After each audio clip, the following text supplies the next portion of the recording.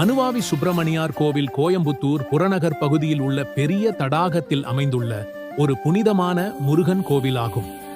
இந்த கோவில் மருதமலை மலைத்தொடரின் வடக்கு பகுதியில் அமைந்துள்ளது.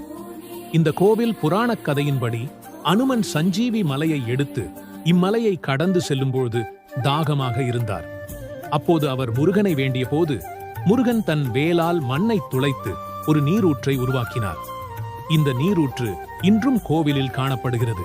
மேலும் அதன் மூலத்தை இதுவரை யாரும் கண்டறியவில்லை. கோவில் சுமார் 500 ஆண்டுகளுக்கு முந்தையது.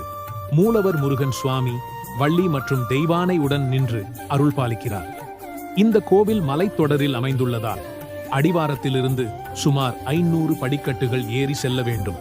இதனால் வயதானவர்கள் மற்றும் உடல் நலக்குறைவுள்ளவர்கள் முன்னெச்சரிக்கையுடன் செல்ல வேண்டும். இந்த தகவல் உங்களுக்கு பிடித்திருந்தால் வீடியோவை லைக் செய்யவும், சப்ஸ்கிரைப் செய்யவும்